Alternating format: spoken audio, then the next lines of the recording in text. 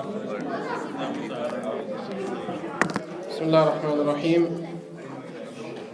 الحمد لله رب العالمين، والصلاة والسلام على نبينا محمد وعلى آله وصحبه أجمعين، وأشهد أن لا إله إلا الله وحده لا شريك له، وأشهد أن محمدا عبده ورسوله. أما بعد.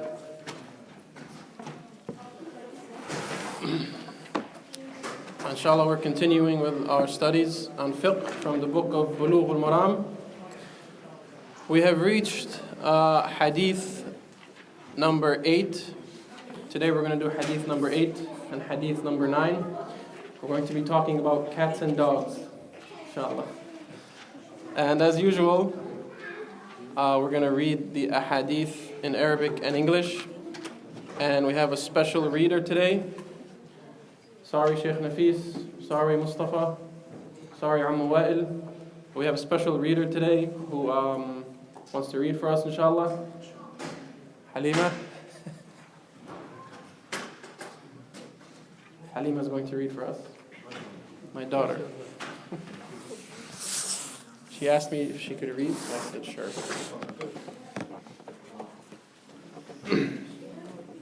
You ready? Let me hold the mic for you. We're going to start here, number 8, and then we're going to do number 9. So you're going to read Arabic and English. No, after that you can stop and then go to the next one. Okay? Go ahead, nice and loud. وعن أبي هريرة رضي الله تعالى عنه قال قال رسول الله صلى الله عليه وسلم طهور إناء أحدكم إذا ولغ فيه الكلب أن يغسله 7 مرات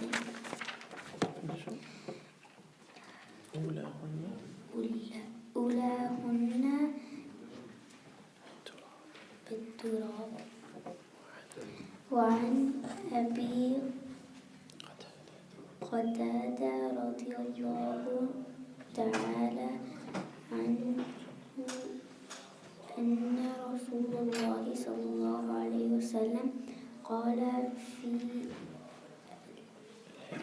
الهرة إنها ليس بالنجس إنما هي من الطوافين عليكم. Narrated Abu Hurairah radiallahu anhu, Allah's Messenger sallallahu alayhi wasallam said the purification of the utensil belonging to one of you, if it has been licked by a dog, is to wash it 7 times using surface soil for the first cleaning.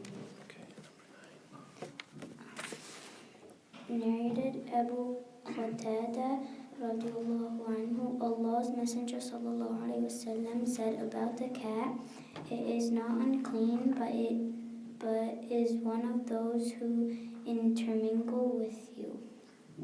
Thank you.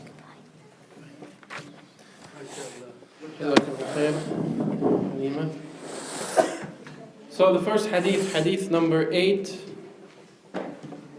hadith of Abu Hurairah radiallahu anhu, where Rasulullah sallallahu alayhi wa sallam said, طهور إناء أحدكم إذا ولغ فيه الكلب أن يغسله 7 مرات أولاهن بالتراب. The purification of the utensils you use to purify it, if a dog has licked it or touched it with its mouth or tongue, is to wash it 7 times. The first time with dirt. Okay, so this hadith has many rulings and many benefits that we can take from Allah subhanahu wa ta'ala. Number 1, first of all, this hadith was narrated in the chapter of purification, the book of purification, the chapter of water. Who can tell us why they think this hadith is in the chapter of water? Why do you think the author, Ibn Hajar, put this hadith in the chapter of water? Whoever has an answer can raise their hand. Yes, Zach? Because it's sort of an exception to the normal purification rule. Meaning this water is... It's more than just water. Kind of. So like, these other ones we're talking about just water, but this is like water, but plus more, plus the soil. Okay. Sheikh Nafis? Because water is tahur and clean, and you can make tahara through the water. Uh-huh. But then condition is that you do with the water and the seventh time with the turab to purify it. But water is first. Okay. So, can anyone elaborate or add? Brother Faisal? To show that the cleansing properties of water, that even the most najis things we could think of, even water can clean that. Okay. Cleansing properties of water. Mustafa? So when we started off, it says al-ma'u tahur, water is purifying. Mm-hmm. So I think that's why I think the author put that in water, because water is purifying, is tahur. Okay. And that's the reason it put in this chapter. Okay, we're almost there. Zabi? Water is put inside containers, and so the containers have to be clean in order for the water to be used. Okay, containers have to be clean. The water is purifying. Water is used to purify impurities. Anything else? Those are all correct. But the hadith is showing that if a dog licks or the mouth of a dog comes in contact with water, that water becomes najis because you have to wash it. So the water that a dog touches with its mouth or tongue, that water becomes impure to drink or use or anything, because Rasulullah ﷺ commanded to wash it. Not just wash it 7 times, and one of them with dirt. So this hadith, we take how impure a dog's lick and saliva can be. Okay, because this is the only hadith and the only time in the Sharia where we were ordered to wash something 7 times, and one of those times with dirt. There's no other place in the Sharia where Rasulullah says wash it 7 times, 1 time with dirt, except for this hadith, the saliva of the dog or the licking of the dog. So it shows, number 1, that you have to purify whatever a dog's mouth touches. Any utensil, any clothing, any body part, any furniture, carpet, anything that a dog has touched with its mouth, with its tongue, it has to be purified. Meaning the saliva of the dog is najis, it is impure. Okay, so if it touches anything, it has to be purified. And the way of purification, as mentioned in the hadith, is 7 times, one of those times with dirt. And the Imam, he mentions other narrations, other additions. And he says, وَفِي لَفْظٍ لَهُ, meaning in another narration for Imam Muslim, he says, فَلْيُرِقْهُ. The Prophet ﷺ said, فَلْيُرِقْهُ, meaning he should pour out that water, because that water is no good anymore.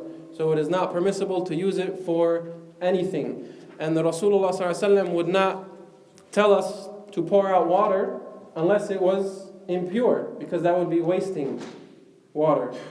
So he would not tell us to waste water if it was pure. So that water has become impure, unusable in any way, for tahara, for drinking, for anything. So he commanded to pour that water out of the utensil.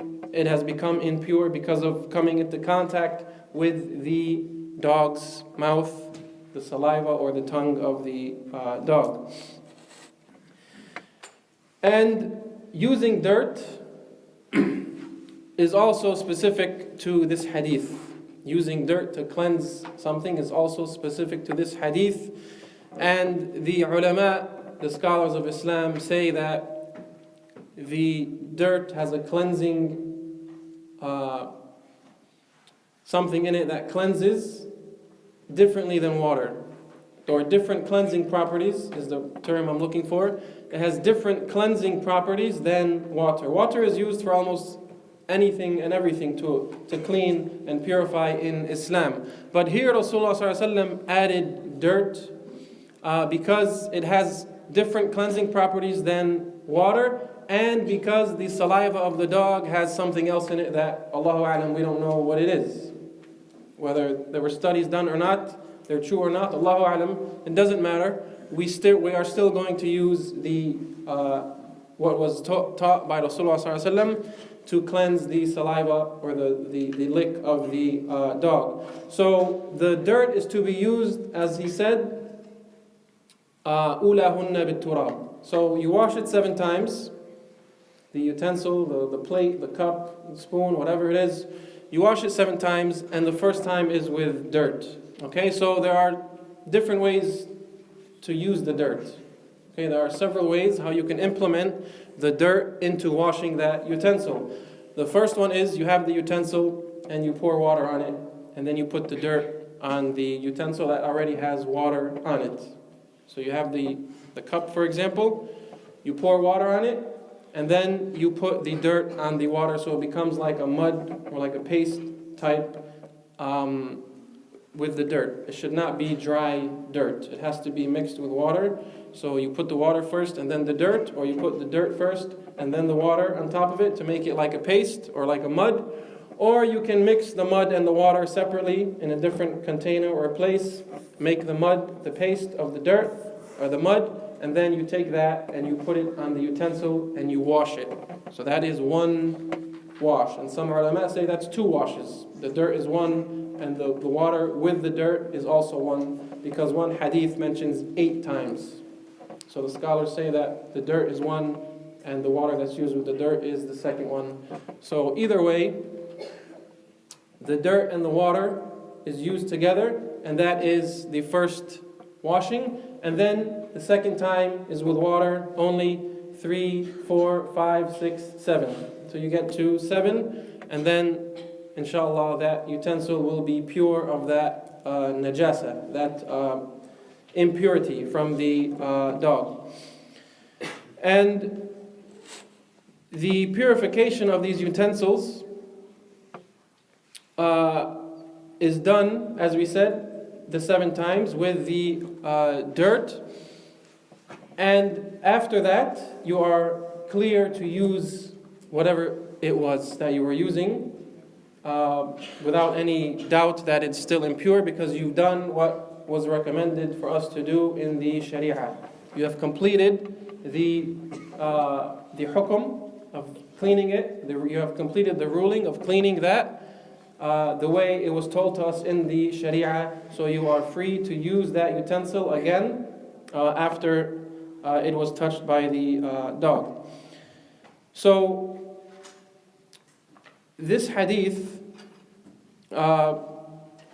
as we said, points to the impurity of the dog's saliva, the dog's tongue, and the dog's mouth in general. So inside the dog's mouth and around the outside of the dog's mouth. Now there is a big khilaf, a big difference of opinion with the scholars on whether the entire dog is najis or not. The rest of the dog, its hair, its legs, its feet, its paws, its tail. And the scholars differ on this point. And we mentioned this in one of our first classes, but we spoke mainly about the saliva of the dog, and that's agreed upon that is impure, najis, without a doubt, because of this hadith. But whether the rest of the dog is impure is an area of difference amongst the scholars. And this is important for some of us. Some of us might come into contact with dogs more than others. Some of us might have non-Muslim families who have dogs and treat those dogs like children and play with them and hug them and kiss them and, a lot of like children. So it's important to know these rulings and to learn about these things and to know where the Sharia lets you go and where the Sharia tells you to stop.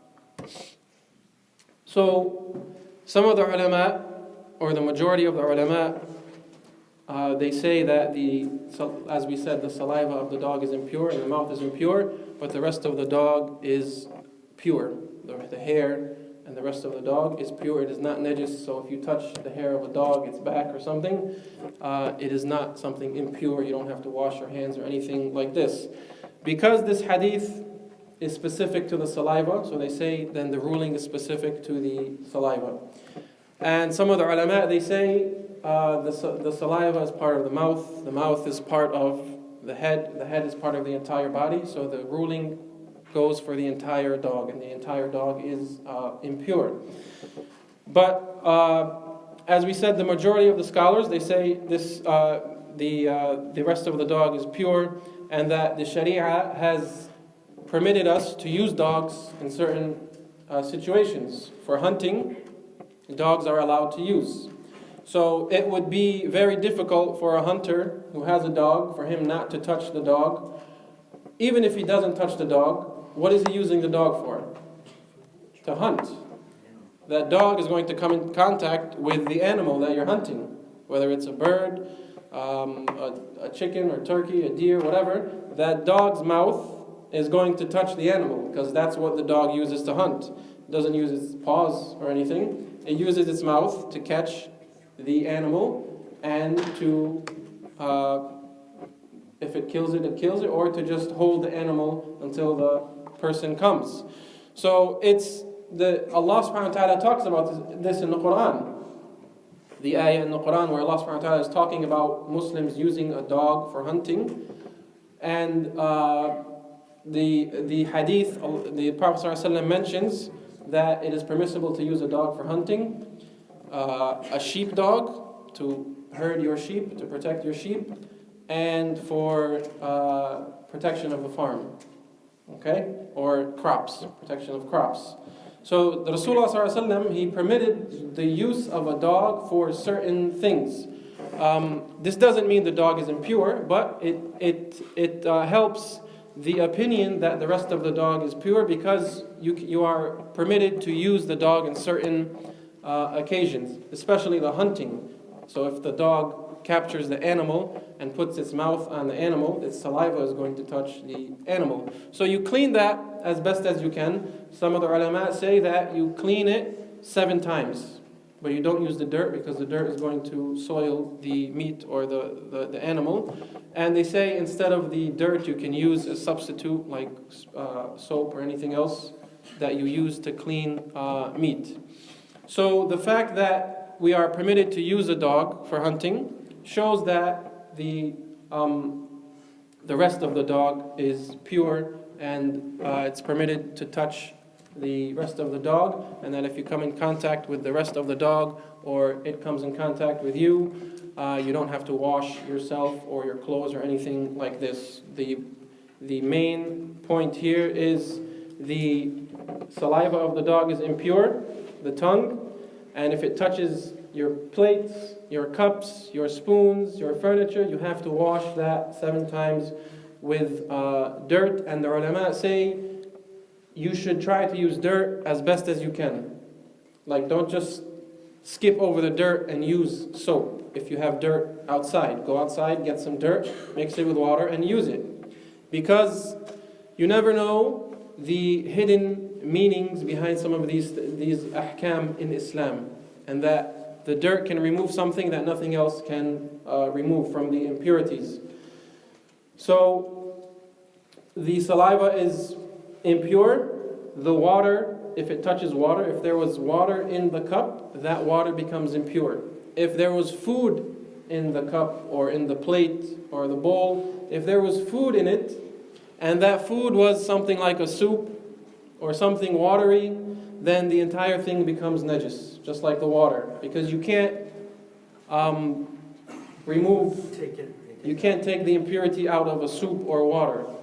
But they say if the food was something not watery, like dates, there's a plate and the dog touched this side, and there's also dates on this side, they say just remove the dates that were around the dog, and the rest are okay because it didn't come into contact. So it depends on the type of food. If it's watery, soupy type of food, then the whole thing should be thrown out. Or if it's water or a liquid or a juice or anything. But if it's a solid food that can be separated, then you can separate it and keep the good part, inshallah. This hadith also shows how the Sharia is always trying to keep us clean and pure, and that cleanliness and purity is half of our deen. And the fact that there are ayat in the Quran about purity, ayat in the Quran about dogs, a hadith about the cleanliness or the impurity of dogs and how to clean what a dog came into contact with. This shows the importance of cleanliness in our religion, because it is part of the deen of Allah until Yawm al-Qiyamah that these things are going to be recited and taught and spoken about until Yawm al-Qiyamah. And it is part of the deen of Allah subhanahu wa ta'ala that Allah chose that from this deen, from the completeness of this deen, is this part, that if a dog licks your utensils, or other things we've studied about water, about the purity of water, or if it's mixed with this, or the junub person should not go into stagnant water, things like this. These are things that are going to be taught until Yawm al-Qiyamah. So it shows the importance of our deen and how it sees purity and cleanliness and purification, and that we as Muslims, it's a complete way of life. How to clean yourself as soon as you wake up, and answering the call of nature, and coming into contact with impurities, preparing for salah, after relations with a spouse. Everything the Sharia is always telling you how to clean yourself, how to clean this, how to purify that, stay away from this, which is from the mahasin, the perfection of this deen. Inshallah, the next hadith, like I said, we're talking about cats and dogs today. The next hadith is about cats. And it's the total opposite of this hadith. So those of you who like cats, congratulations. And those of you who like dogs, sorry. So hadith number 9 is by Abu Qatada radiyallahu anhu, where he said, في الهرة إنها ليست بنجس إنما هي من الطوافين عليكم. So this hadith is by Abu Qatada, companion, where the Prophet ﷺ is speaking about al-hirra, which is a cat. And it sounds like the name of Abu Huraira, because Abu Huraira means cats or small cats. Huraira is tasghir in Arabic language. It's tasghir of the normal word. The normal word is hirra. Huraira is making it small. So it's kind of like playful. So Abu Huraira was the father of the cats, because he liked cats and he had cats. So this hadith should have been narrated by Abu Huraira, but it's by Abu Qatada. So he said, fil hirra. The Prophet ﷺ speaking about al-hirra. Why was he speaking about al-hirra? Because there's a story behind the hadith. So the hadith starts, قال رسول الله صلى الله عليه وسلم في الهرة. The Prophet ﷺ said about the cat. But there's a story behind it of why he said this about the cat. And Abu Qatada, the companion, he wanted to make wudu. So his wife brought him some water, and he started making wudu, and then a cat came near him, and he gave some of that water to the cat to drink, and the cat drank some of the water. And he said his wife kind of looked at him like, what are you doing? that doesn't seem right. And he saw the look in her face that she thought that it was something wrong. So of course he's going to go ask about it to the Prophet sallallahu alaihi wasallam. So he went to the Prophet ﷺ and told him what happened, that he was making wudu, and the cat drank from the water that he was making wudu with. So the Prophet ﷺ said, fil hirra, he said about the cat, إِنَّهَا لَيْسَتْ بِنَجِسٍ. He said the cat is not najis, it is not impure. Meaning cats are pure. The body, the mouth, the tongue, the saliva, totally different from the dog. So cats are pure, even if they drink from your water. It does not make it impure. If the mouth touches you, or the mouth touches your furniture or utensils, it is not impure. You might still want to wash it if you want, just because you don't feel right, but the ruling is that it is not impure. If you use whatever the cat touched, you are still fine. Your salah is okay. If the cat touches your clothes, you don't have to wash it. The cat touches your body, you don't have to wash that area or wash your clothes. Your salah will be Fine. إنها ليست بنجس إنها من الطوافين عليكم. He sallallahu alaihi wasallam said the cat is from the ones who make tawaf around you. Okay, we all know what tawaf is. Who knows what tawaf is? Raise your hand. Sulieman. Who does not know what tawaf is? Don't be shy to raise your hand. Hamza, I saw your hand. Who has been to Hajj and Umrah? Okay, so those of you who don't know what tawaf is when you go to Hajj or Umrah and you walk around the Kaaba 7 times. That is tawaf. Tawafa yatufu, to circle something, to walk in a circular manner around something. And I think the proper English word is circumambulate. I don't know where they got that word from, but I'd rather use tawaf. So Hajj and Umrah, when you walk around the Kaaba, you put the Kaaba on your left side. So the Kaaba is on your left side, and you walk around it, starting from the Hajar al-Aswad, the black stone. That's where you start your first circle.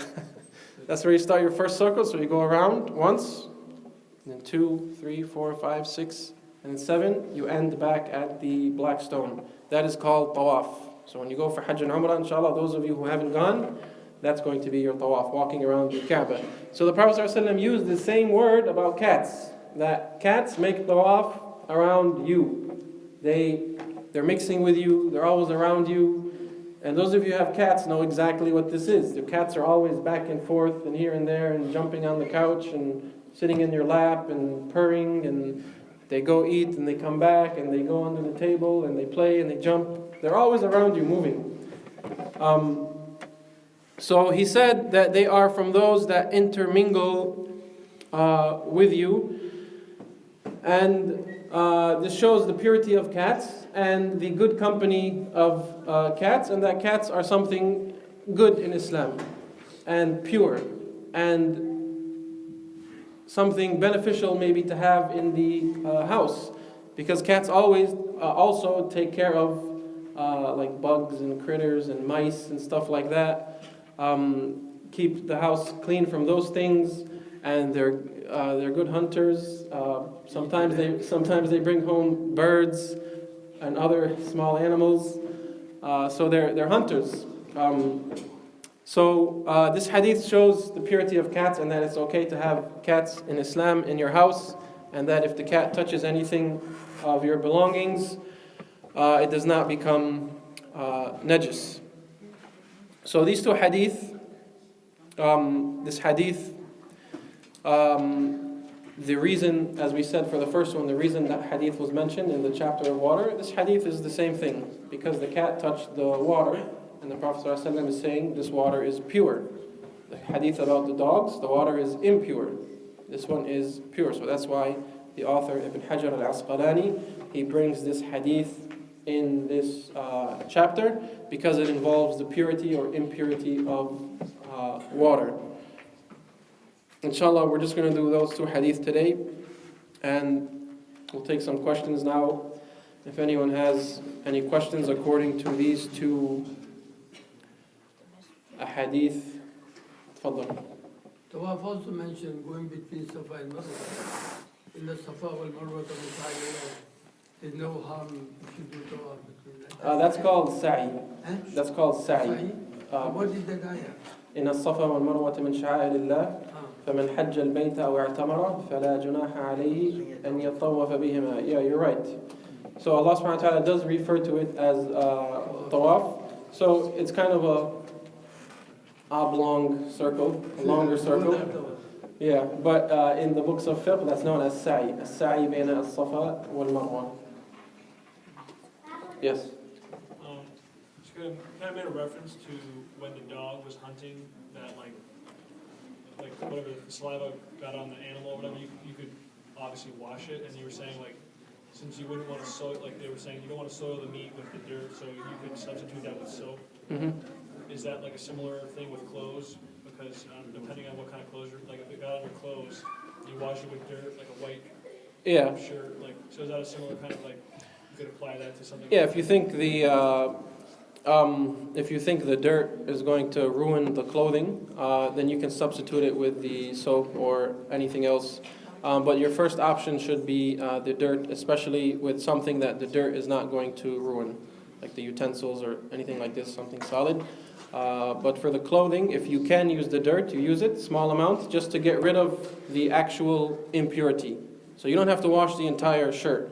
If you know exactly where the impurity is, like it's on the sleeve right here, and you see the spot, you see it's wet or it's different color, you wash that spot only. You don't have to wash the entire shirt. So you get rid of the aynun najasa, the point of the impurity only. You don't have to wash the entire shirt or the jacket or whatever that is. So your first option is dirt.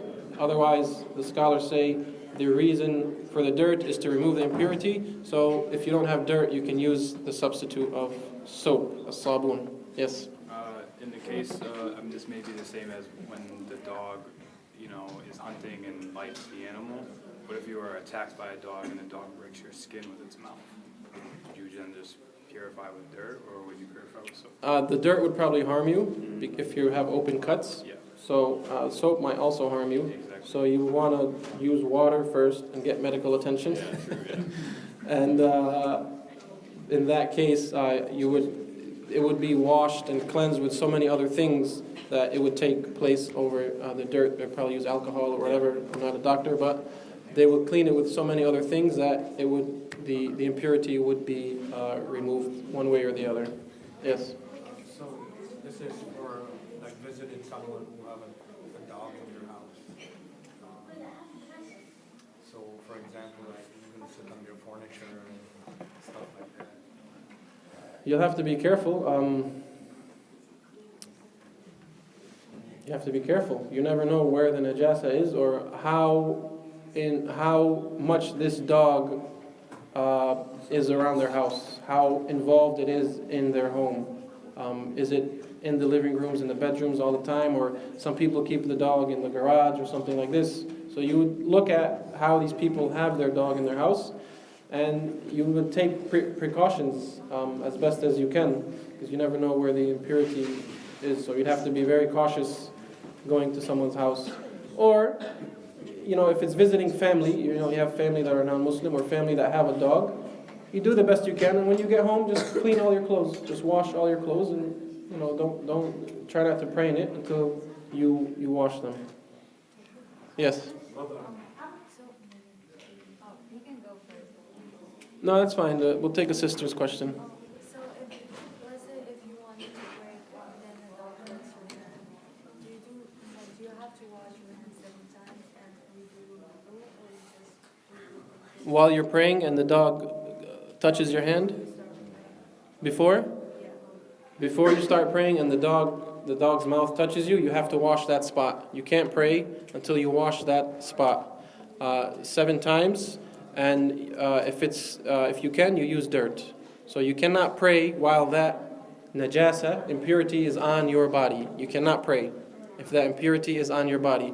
If while you are praying, and this happened to us one time, we were praying in a park, and some guy was walking his dog, and his dog actually came and ran onto us, and he touched us, and we stopped our prayer, and we checked our clothing if it had any najasa, and there was najasa, so we washed it off, and then we started our prayer over, because the impurity came during the prayer. So having impurity on you and you know about it, you cannot pray. You cannot complete that prayer. You stop your prayer, you wash the impurity, and you pray your salah over again. So do you do wudu after that, or do you just... No, you don't have to make wudu.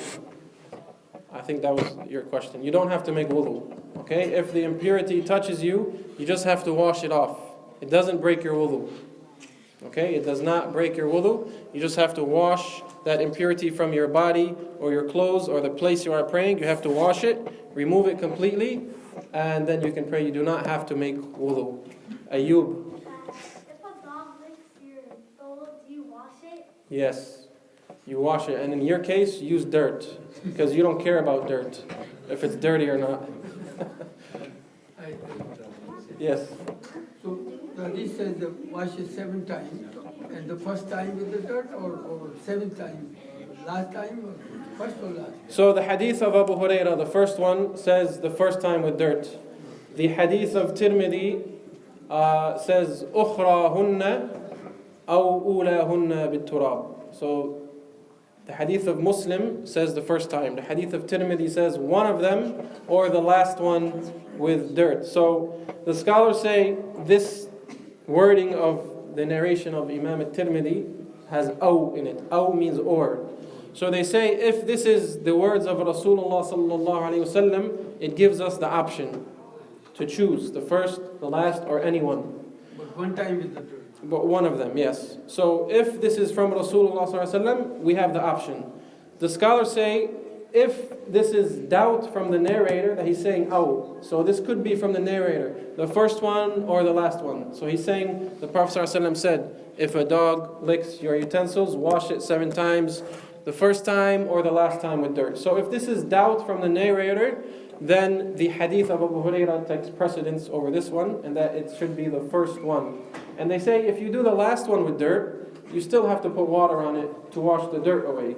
So the hadith of Abu Hurairah, first of all, has more narrations. Okay, so Abu Hurairah narrated it, and other or multiple Sahaba or multiple Tabi'een after him narrated it. So it has more paths to Abu Hurairah, so that makes it stronger. Also, it's in one of the books of Bukhari or Muslim, and that makes the hadith stronger. Even though they're both authentic, even in the realm of Sahih, in that you have specifics that make this one stronger than this one, even though they're both authentic. So some of those things are multiple narrations of the same hadith. It makes it stronger, even though they're both authentic. Another one is the hadith is in Bukhari or Muslim. That makes it stronger than other books, because Bukhari and Muslim are the 2 most authentic books of hadith. So the first time should be with the dirt. Hamza, tfaddal. What if the dog licks your mouth? Then you run to your father and you say, Baba, the dog licked my mouth, wash my mouth, but don't use dirt. If the dog licks your mouth, Hamza, you have to wash it, okay? Yes, you put water outside the mouth, inside 7 times, okay? You have to do it 7. 1, 2, 3, until you do 7 times, okay? Don't let a dog touch you. Mustafa? About hunting dogs, in the first hadith, Prophet ﷺ says we can eat even a dead animal if it's in the water. We can still eat the dead animal. But any animal lives on the land, if it's dead, then we cannot eat it. It's become haram. Yes. So if a hunting dog grabs the animal, and if it grabs so hard, the animal is dead, Yeah. that animal becomes haram, right, for the hunter? The ahadith or the rulings on that, the scholars have a few interpretations of that, and that the dog, one of the opinions is that the dog is your tool to kill the animal. So if the dog, the best thing to do is you should get there before the animal dies and slaughter it. That's the recommended, that's the best way to do it, and you try your best.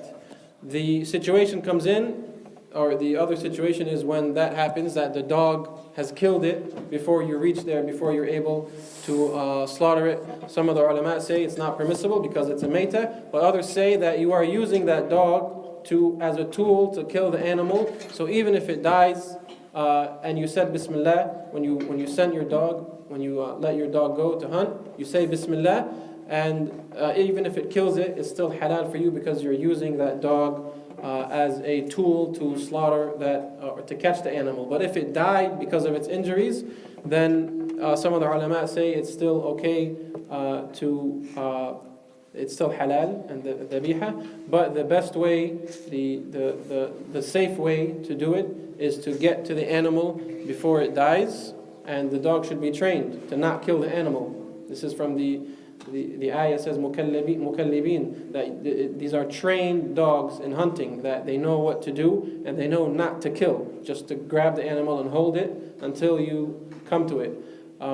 So I would stay away from it. If it did happen and the animal died from its injuries, you weren't able to slaughter it, then I would consider it a meita, a dead animal. But some of the scholars are of the opinion that the dog is your tool, like your knife. And if you say Bismillah and it dies, and it's still halal. But it's an area of doubt, so I would leave it. And the best way to do it is to slaughter it before it dies. Yes? I'm not sure, but I think there's a hadith that says, like dogs prevent angels from coming into the house. And I was just wondering, like, if that's the case, wouldn't the dog be unclean? If dogs prevent angels from coming in the house, I don't know of a hadith like that. I do know the hadith that says the al-kalb al-bahim shaitan. Al-kalb al-bahim shaitan. The black dog that is totally black is a shaitan. That is completely black, no other colors in it. So a dog that is completely black is a shaitan, or has a shaitan in it. As for angels not coming in the house, I don't know of a hadith in that manner. It's hadith about the picture, there's a tasveer. Yeah, hadith about pictures, yes. If there's pictures in the house, angels do not enter the house that has pictures in it. But dogs, Allahu A'lam. So you can have a dog in your house? Because of the saliva of the dog, you should not have a dog in your house, because you don't know where that saliva is going to touch and make impure. So you never know if this dog is going to touch your clothes, or the place you sit, or the place you pray. So because of that, you should not have a dog in the house. The three situations where you can have a dog is hunting, sheepdog, to protect your sheep and herd it, or to protect your farm. And the scholars say, based on this, it's okay to have a dog as protection for the house. But it should not be in the house, because it's going to make some things impure with its saliva. So you would have to have a special place for it where it lives and stays, like a dog house or the garage, and it does not enter into your house at all, because you never know what it's going to touch with its mouth. So it's permissible to have it for protection of your property, but you do not let it into your home where you live with your children and you have your utensils and your clothes and everything like that. I think the hadith in Bukhari, angels do not enter a house where there's a dog. There was a time where Rasulullah was waiting for Jibreel and he didn't come. And when he went outside, Jibreel informed him that I cannot come in your house because there's a dog under your bed. It's in Bukhari. Okay, I don't know this hadith, but the brother said there is a hadith in Bukhari about that. So it would be that the angels don't come into the house that has a dog in it. Can you tell us where that hadith is? It's in Chapter? 35. I'll pull it up. Anything else? Yes. If you're traveling and you know that the saliva's down in your clothes, is it okay to just wipe over it 7 times, or the cloth has to be like soaked in water?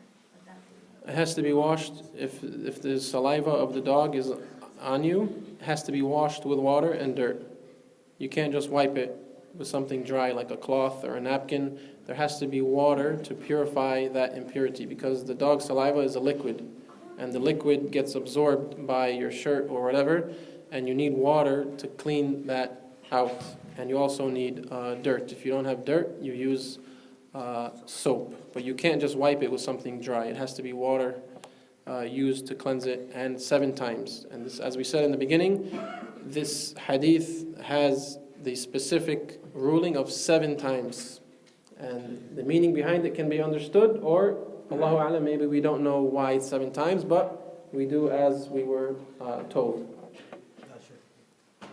Sure. Can you give us the chapter and the number? Can you read it? It's in the book. This is Bukhari? It's not Bukhari, it says sunnah.com. I'm just joking. I'm just joking. Kitab Bad al-Khalq, Bab إذا وقع الذباب في... Okay, it's not that one. عن أبي طلحة رضي الله عنه عن النبي صلى الله عليه وسلم قال لا تدخل الملائكة بيتا فيه كلب ولا صورة. So it's the same hadith as the picture. The Prophet صلى الله عليه وسلم said angels do not enter a house that either has a dog or a picture in it. I didn't know that hadith had mentioned dog also. So this is the book of Imam al-Bukhari, the book of the beginning of creation. That's book number 59, hadith number 17. And it says the angels do not enter the home that has a dog or a picture in it. Jazakallah khair.